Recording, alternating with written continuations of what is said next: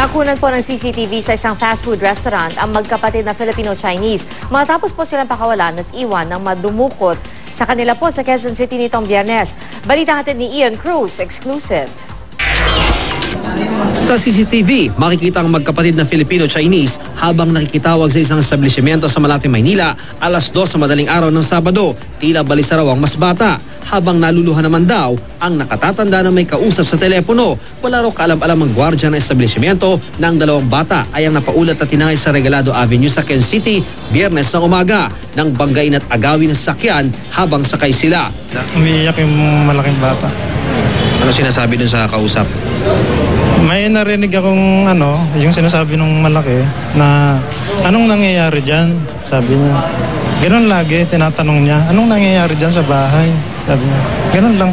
Tapos umiiyak yung bata. Alas 11 ng gabi ng Biyernes ang ibaba ang magkapatid sa Quirino Avenue sa Maynila.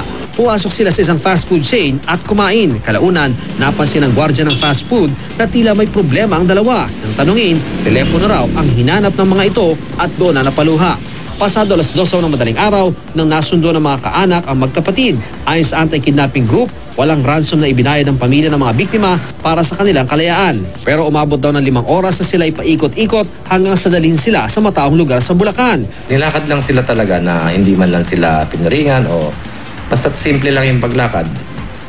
Kaya sabi namin nga, hindi kidnap o ransom talaga to. Bukod sa pagkidnap sa magkapatid, inaalam din baka ang family driver talaga ang pakay ng mga suspect. May atraso raw kasi ang driver sa mga suspect base na rin sa sinabi nila sa mga bata.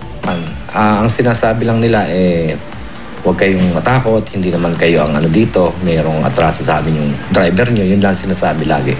Hindi pa rin tatagpuan ang sasakyang tinangay ng mga suspect. Nagbabala muli ang mga otoridad ukol sa bump and kidnap na modus ng mga kidnapper. Ian Cruz, GMA News.